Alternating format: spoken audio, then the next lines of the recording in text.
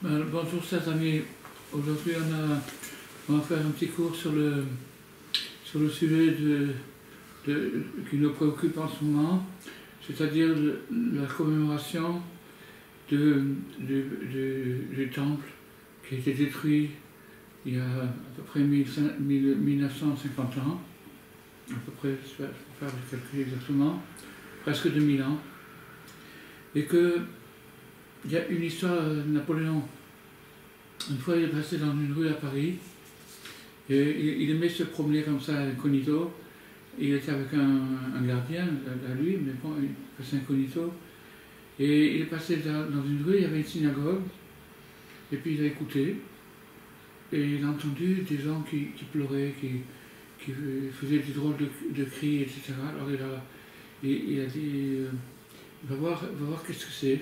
Alors le gardien est allé voir qu'est-ce que c'est, pour dire à Napoléon, et il a dit, ben, les Juifs, ils pleurent sur le temple qui a été détruit il y a 1800 ans, je ne sais pas quoi. Alors Napoléon il a dit, s'ils pleurent encore après 1800 ans, c'est sûr qu'ils le retrouveront. Donc en vérité, c'est pas du tout une commémoration, c'est plutôt une participation. Et ça, le sens de cette période des 3 semaines, c'est une participation. C'est-à-dire que c'est pas qu'on commémore, on se lamente sur un passé qu'on n'a plus, qu'on a perdu, on avait ceci, on avait cela, mais c'est plutôt qu'on participe à une reconstruction, à une réconciliation. Et elle est longue parce que le dommage a été grand, mais elle est efficace, et donc chacun qui participe à cette période, il participe à sa reconstruction à lui-même. Il reconstruit quelque chose. C'est ça tout le sens de... Alors maintenant, on va expliquer ça un petit peu d'après la Chassidoute, ça nous permettra de mieux le comprendre. Il nous dit, Rabbi Nathan, que quand quelqu'un a fait du mal, suivant la profondeur du dégât qu'il a commis, alors il a dissimulé le point supérieur. Il y a un point supérieur, dans toute chose il y a un point supérieur et un point inférieur. Le point inférieur, c'est la réalité telle qu'on l'aperçoit. La réalité telle qu'on l'aperçoit, c'est le point inférieur. Le point supérieur, c'est le sens de cette réalité. Qu'est-ce qui anime cette chose-là? Qu'est-ce qui lui donne un esprit, un sens? Ça, c'est le point supérieur. Quand on fait maintenant une faute, eh ben, on chasse le point supérieur, parce que c'est comme si on disait, ça ne m'intéresse pas le sens de cette chose-là, ça ne m'intéresse pas, moi ce que je veux c'est profiter. Donc on chasse le point supérieur. Alors, ça c'est une séparation. Et c'est ça le sens de toutes les erreurs, de tous les péchés, de toutes les fautes qu'on puisse faire, c'est parce qu'on fait une séparation. On détourne la chose de son vrai but. La chose a un vrai but qui est le point supérieur, et on l'utilise pour un autre intérêt, et donc on fait une séparation. Et c'est de cette façon que le temple de Jérusalem a été détruit. Comment je peux être concerné par le point supérieur? Si je suis profiteur dans ce monde, comment je peux... je ne suis pas intéressé par... Et je ne sais même pas ce que ça veut dire. Comment je peux être concerné par ce point supérieur? Le point supérieur, il y avait un écrivain qui s'appelait Viktor Frankl. Il était né en Autriche, à Vienne. Il faisait partie de l'équipe de Freud. Il faisait partie de l'équipe de Freud, mais à un moment donné, ils se sont séparés. Ils étaient dans la psychologie, ils se sont séparés ils se sont séparés. Et puis la guerre a éclaté. Et quand la guerre a éclaté, les Allemands sont rentrés en Autriche, comme c'est connu, l'Anschluss, et Viktor Frankl, comme c'était un homme, c'était un savant en psychologie, les Américains lui ont proposé un visa pour les États-Unis. Quand il a reçu ce visa pour les États-Unis, il a dit je ne veux pas. Je ne peux pas abandonner mes parents. Je ne peux pas laisser derrière moi mes parents. Je ne peux pas partir en Amérique, je reste ici. Il est resté là-bas. Et naturellement, il a été embarqué, ses parents aussi. Et il a été embarqué dans les camps de concentration. Il a fait 2 ou 3 camps de concentration. Et là-bas, il a amené tous ses écrits et il les a perdus. Et il s'est rendu compte à l'entrée du camp de concentration que Freud s'était complètement trompé dans ses théories, parce que Freud il avait appuyé sa théorie comme quoi l'essentiel c'était le plaisir. Tandis que Viktor Frankl, quand il est rentré dans les camps, il s'est rendu compte qu'il y avait 2 sortes de gens. Les gens qui vivaient pour un but, qui avaient un but dans la vie, et les gens qui n'en avaient pas. Les gens qui n'avaient pas de but, immédiatement, qui rentraient dans les camps, ils se transformaient en animaux. Ils devenaient des bêtes sauvages. Ils pouvaient tuer l'un l'autre, voler l'un l'autre. C'était vraiment comme des animaux. Les gens qui avaient un but dans la vie se renforçaient et au contraire, ils arrivaient parfois à monter plus haut qu'ils étaient autrefois. Donc lui, il s'est appuyé là-dessus, il a écrit un très joli livre, et il s'est appuyé là-dessus pour dire que l'essentiel dans la vie, c'est le sens, d'avoir un but dans la vie, un sens. Son livre, il a fait, c'est un petit livre, il a fait 11 millions d'exemplaires, et il a fait beaucoup de... Jusqu'aujourd'hui, ça continue, il est déjà plus vivant, mais ça continue encore son mouvement, de cette psychologie du sens de la vie. Donc lui, il s'est rendu compte que quand quelqu'un... Alors, ce que tu dis maintenant, c'est-à-dire que le sens, etc., celui qui n'a pas de sens, tant que ça ne va pas trop mal, il se contente de ne pas être très content, et pas très aimable, et pas très sympathique, mais quand ça va mal, c'est fini, il n'y a plus personne. C'est une bête sauvage. C'est une bête sauvage. Donc, le sens du peuple juif dans l'ensemble, c'est le Beth Amikdash, c'est le temple de Jérusalem, c'est ça notre but, parce que c'est le point de liaison entre le ciel et la terre. C'est le point de liaison, c'est là où on peut rencontrer Hachem en personne, le point de liaison entre le ciel et la terre. Et quand on n'a pas respecté cette chose-là, si par exemple les gens ils construisent un temple pour avoir une place au 3e rang, pour être le copain de celui-là, le copain de celui-ci, c'est complètement à côté du sens. Et donc, ça amené à être détruit. Ça amené à être détruit. Parce qu'il y a une séparation qui se produit. Alors, donc maintenant, le point, on parle d'une manière abstraite, parce qu'on pense que c'est quelque chose de spirituel, donc c'est automatiquement un peu abstrait. Le point supérieur s'est écarté, s'est effacé, et il ne brille plus sur nous. C'est-à-dire qu'on perd le sens. On perd le sens de toute l'histoire, de toute notre destinée. À ce moment-là, au moment de la destruction et de la chute, au moment de la destruction et de la chute, c'est-à-dire quand on vit cette séparation, ce déchirement entre le point supérieur et le point inférieur qui est nous-mêmes, c'est-à-dire qu'on ne sait pas qu'est-ce qu'on fiche là, on ne sait pas qu'est-ce qu'on fait sur Terre, on ne sait pas à quoi ça sert tout ça. Donc ça c'est le drame de l'exil. Alors à ce moment-là, Rabbi Nathan nous dit, au moment de la destruction et de la chute, à ce moment-là, c'est à ce moment-là que brille le plus le point supérieur. On va expliquer. C'est ce point supérieur qui brille dans l'absence, c'est-à-dire dans l'absence d'évidence, quand on est livré à nous-mêmes. C'est la chose suivante, c'est Rabbi Nachman, il en parle dans un enseignement. Il nous dit que il y a 10 paroles par lesquelles le monde a été créé. Et ces 10 paroles, elles sont dans Bereshit, dans le commencement de la Torah, la Genèse. Et si on regarde bien, et Dieu dit que la lumière soit, etc., on va en trouver que 9. Il en manque un. Où est-il, ce discours qui manque? Il est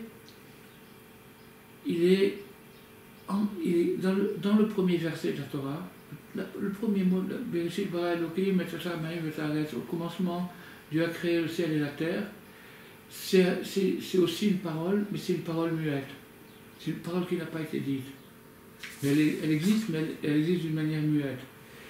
Et quand quelqu'un est livré aux 9 paroles, qui sont des paroles explicites, lorsqu'il désobéit, lorsqu'il abîme les choses, alors à ce moment-là, il n'a plus de place. Il n'est plus dans l'harmonie. Non, il n'est plus dans l'harmonie du tout. Donc maintenant, comment il va faire pour survivre s'il n'a plus de sens, s'il n'a plus d'harmonie? Alors pour survivre, c'est en s'accrochant au point supérieur qui est une parole muette, c'est-à-dire le Mamar Satum, parole muette. Alors, pour s'accrocher à une parole muette, il faut du courage.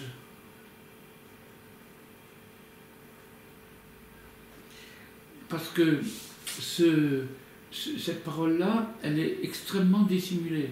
Elle n'est pas visible, elle n'est pas explicable. On ne peut pas expliquer Bereshit bara Elohim, on peut pas. Il y a eu des milliers et des milliers de commentaires dessus, mais le secret de l'origine, de ex nihilo qui est passé de rien à quelque chose, on ne peut pas l'expliquer. Et donc cette parole-là, c'est de cette parole-là, pourquoi est-ce que Dieu a fait que la première parole soit muette, de façon à permettre la survie à tous ceux qui ont déraillé. Et les gens qui ont déraillé dans leur vie, ils ont fait des erreurs, ils ont fait des bêtises, et ils se trouvent à des milliers d'années-lumière de là où ils devraient être. Alors cela, il n'est pas possible de les repêcher par la logique, quelle qu'elle soit, c'est-à-dire par la parole explicite, en lui expliquant des choses. Il ne comprendra pas. La seule explication qu'il peut avoir, c'est de crier « Où es-tu? Où est ton honneur? Où es-tu? Où es-tu ?» On parle à Dieu, on lui dit « Où es-tu? Où es-tu ?» C'est-à-dire qu'on est perdu. Mais on l'admet. Et non seulement on l'admet, mais on l'exprime. C'est-à-dire qu'on est perdu, on l'admet et on l'exprime. Mais ça peut aller plus loin. On ne peut pas exiger des explications, de la logique, du raisonnement, parce qu'on est maintenant dans une période d'échec. Alors... Et ça se résume dans les 3 semaines, ou c'est quelque chose qu'on vit aussi toute l'année, ou c'est plus maintenant, non. C'est propice maintenant? Alors maintenant dans le cas présent, c'est dramatique, et le reste de l'année, c'est permanent. Le reste de l'année, suivant l'évolution de la personne et sa situation spirituelle, il va être plus près ou plus loin. Et alors, quand il se sent complètement rejeté, il doit savoir qu'il a une chance de rattrapage, et sa chance de rattrapage, c'est la parole muette. La parole muette, s'il s'attache à cette parole-là, il va entendre le silence, donc il ne va rien comprendre, mais il y a quelque chose qui va percer au fin fond du silence, quelque chose qui va toucher son cœur. Et donc, cette période de l'année, qui est la période la plus dramatique de toute l'année, parce que c'est là où on a perdu notre situation nationale en tant que peuple, notre temple, notre expression. Au temple de Jérusalem, il y avait les Lévites qui chantaient des chants extraordinaires, il y avait une explosion qu'on ne peut même pas imaginer aujourd'hui, et donc on a tout perdu. Et depuis ça, depuis 2000 ans, on est dans cette situation. Mais il y a 3 semaines dans l'année où on est encore plus que jamais, c'est maintenant. Alors, c'est là où on dit Echa. Echa, c'est le livre des Lamentations. Encore une fois, les Lamentations, c'est une manière incomplète de le décrire. Parce qu'en vérité, c'est pas vrai. Il y a une partie de lamentation, comme quelqu'un qui se lamente qui a perdu quelque chose de précieux, mais l'essentiel, c'est un appel au retour. C'est un appel au retour. C'est-à-dire que c'est l'âme qui désire retourner et qui ne sait pas comment, mais qui ne se décourage pas. Quand on est perdu, on peut prendre ça comme excuse dire voilà, je suis perdu, je suis paumé, encore un paumé de plus. Mais on peut aussi réagir, dire voilà, qu'est-ce que je peux faire en étant perdu? Pas grand-chose, mais le peu que je peux faire, je vais le faire. Et le peu que je peux faire, c'est juste de demander où es-tu? De dire à Dieu où es-tu? Alors quand je fais ça, quand je fais ce petit effort de demander à Dieu où il se trouve, il y a quelque chose qui se passe. Il y a quelque chose qui se passe. Alors, donc les 3 semaines de cette période-là, elles commencent en Tammuz, parce que le 17 Tammuz, qu'on a commémoré cette semaine, le 17 Tammuz, c'est là où les tables de la loi ont été détruites par Moshe, et donc c'est-à-dire,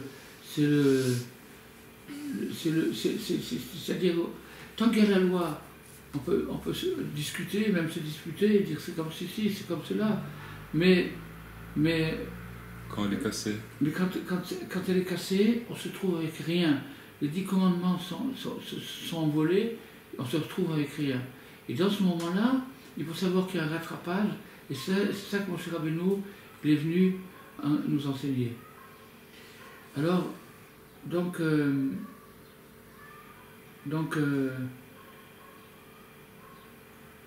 voilà, c'est ça en gros.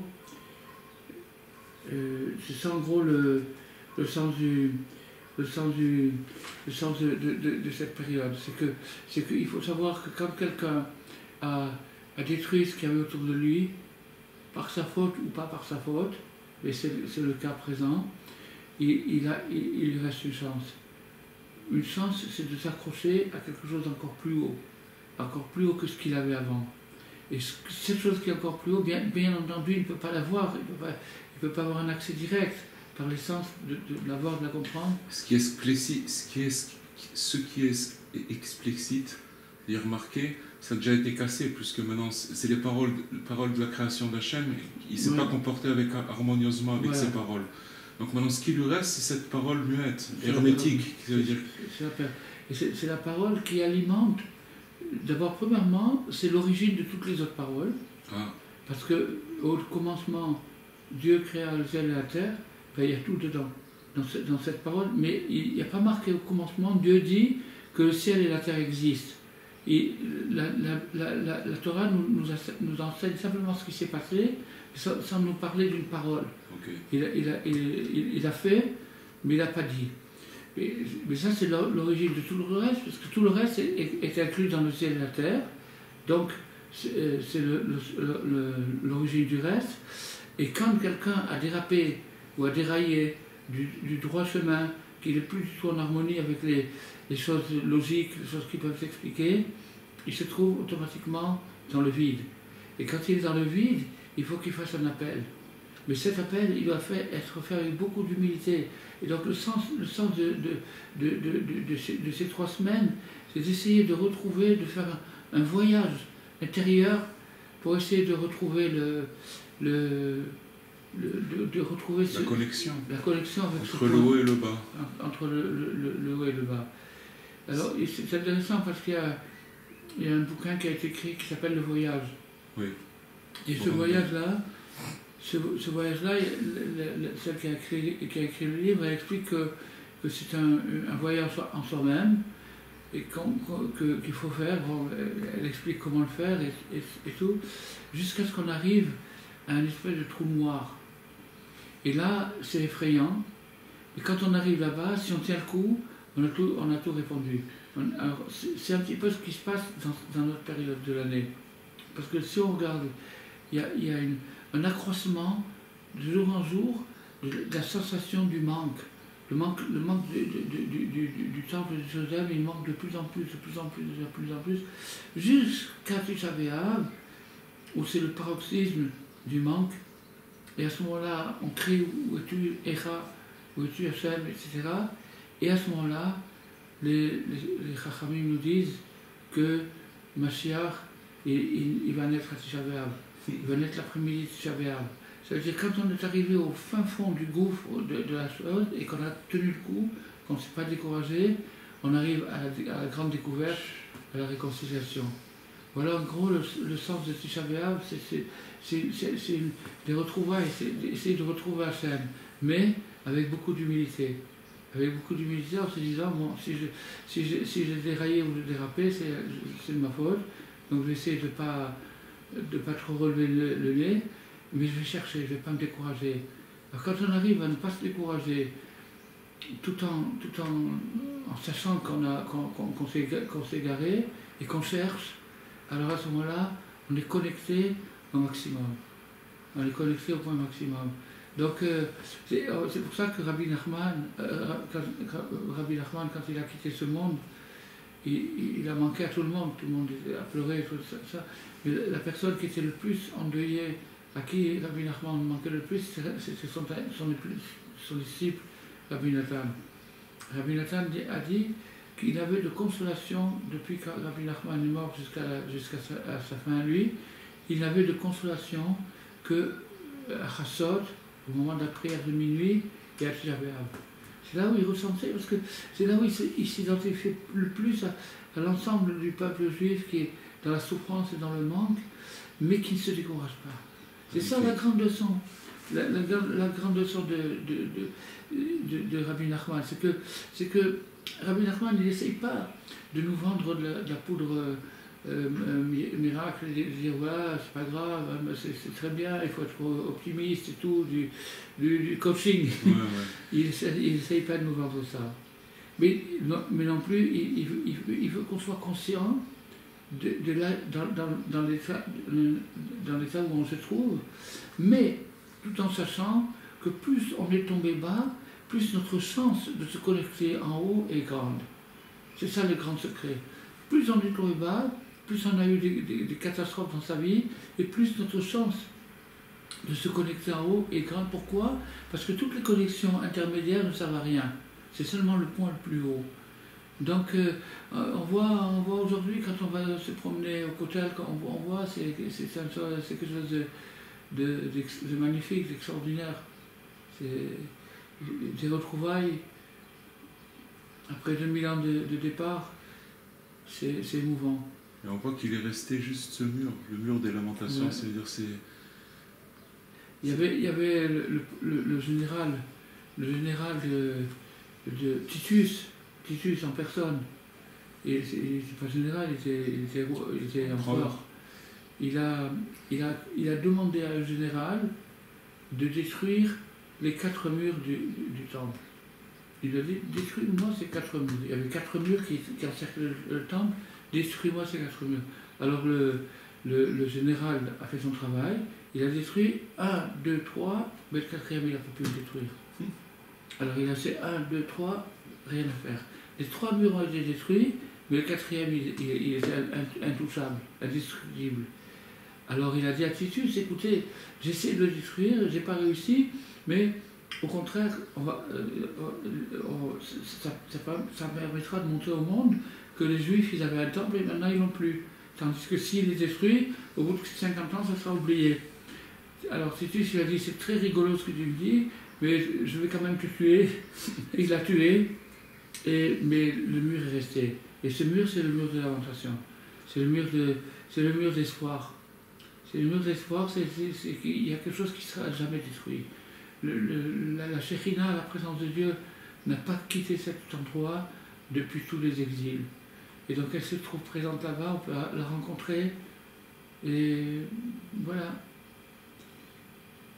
Voilà. Alors, à bientôt. Merci beaucoup. Et espérons qu'on fera